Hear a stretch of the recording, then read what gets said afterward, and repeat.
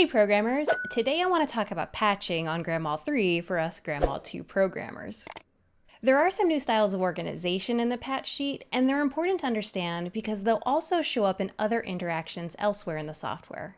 I did cover some of these concepts in a video that we made for MA Lighting's Human Talk series, but don't worry if you haven't seen it. We're going to cover all of that and more in this video.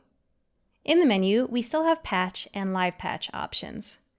Just like MA2, the live patch is a bit more limited, but doesn't require a show upload to allow your changes to take effect. I'm going to go into patch. We're in the demo show file, so there's already a bunch of units we can look at. I'm in the condensed column view, which is great because it lets us start with what we know. We've got our fixture numbers, names, profile type and mode, the patch, and of course our pan and tilt, DMX, and encoder invert options. What we don't have is a section of layers on the left side of the screen that acted a bit like folders in Grandmal 2.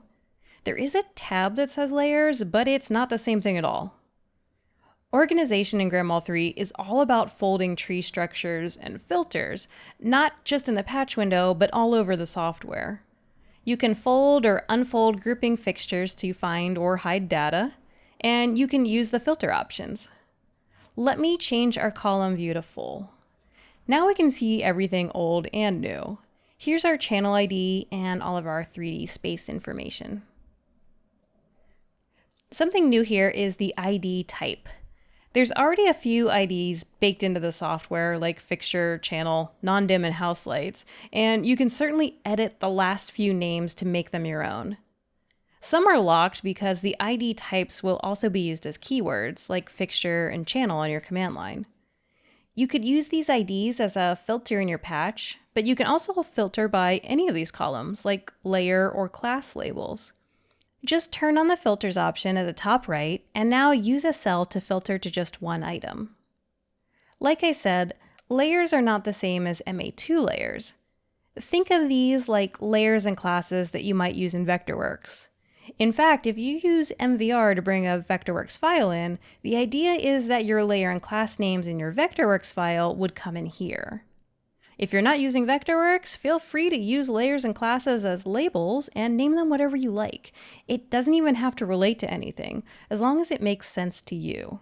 It's cosmetic, it's just another way to organize. Want to filter down to just one universe? Just type it in the patch cell. When you're done filtering, click that icon again. On the topic of organization, there's something new in MA3 called stages.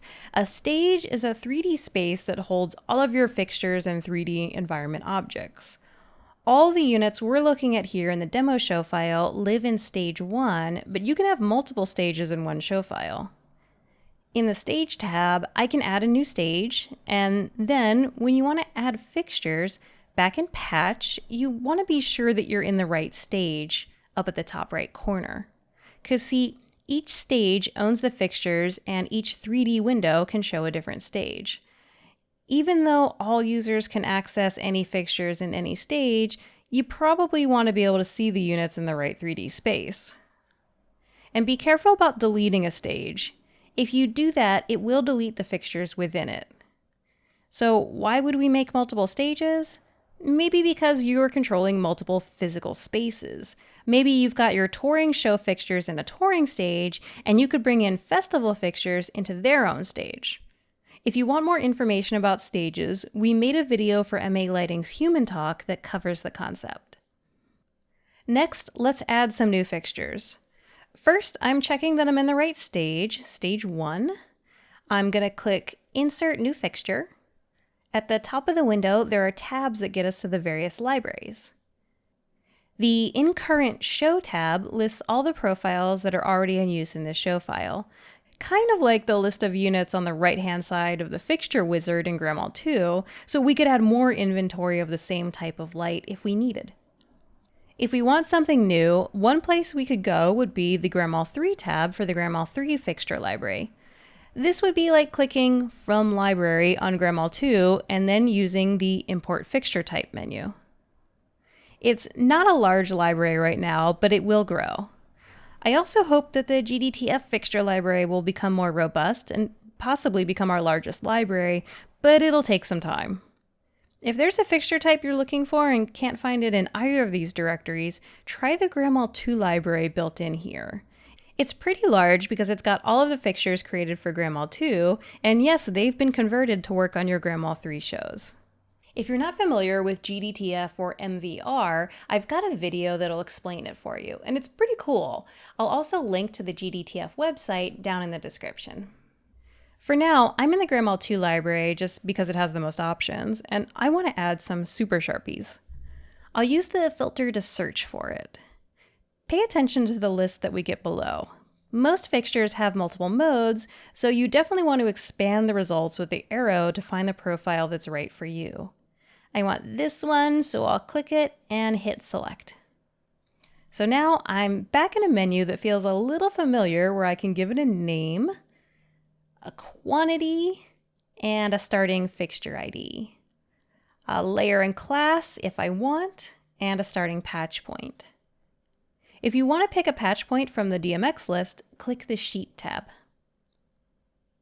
If you have an external fixture profile that you want to bring in, like maybe something from fixtureshare.malighting.com, then drop it on a USB stick in the right folder. You want to open the Grandma 3 folder, then in shared, look for lib_fixture_types, and then the appropriate directory. I'm going to place mine in user. Then when you hit insert new fixture, change the source to your thumb drive and pick the folder location you placed it in my case, user, and you can add it to your show. Once we've got this new group of lights in our patch, we could exit the window, saving our settings, and they'd be ready to go. But as an option, we can add an additional grouping fixture and place all these new units into that group. If you hit insert new fixture, in the MA3 library, look up and add grouping. Next, I'm naming it. I only need one, and I have a choice to add a fixture ID to this. There's no patch point because this isn't a real fixture.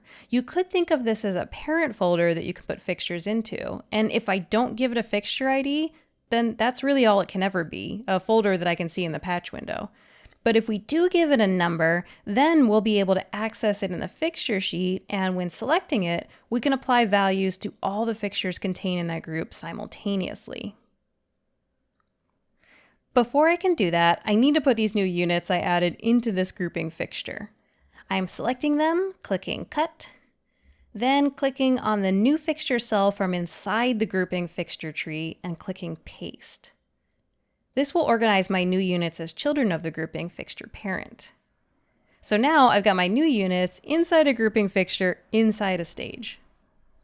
Let's review the hierarchy of these new MA3 concepts one more time. I'm going to show a graphic that you may have seen before, but I do think it's the easiest way to understand this stuff visually.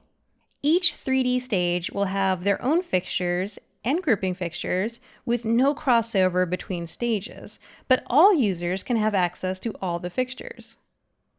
Worlds can be any combination of fixtures over the stages. A world could be all stages, or you could do a world for each stage, or a world with fixtures, some from stage A, some from stage B, any combination you like. Even though the fixtures are separated from each other by their stage container, they're all still in the same show file. Now that MA3D is part of the Grandma 3 OS, you'd add 3D items into your stage via the patch the same way that we just added fixtures. We'll talk more about this in the 3D tutorial.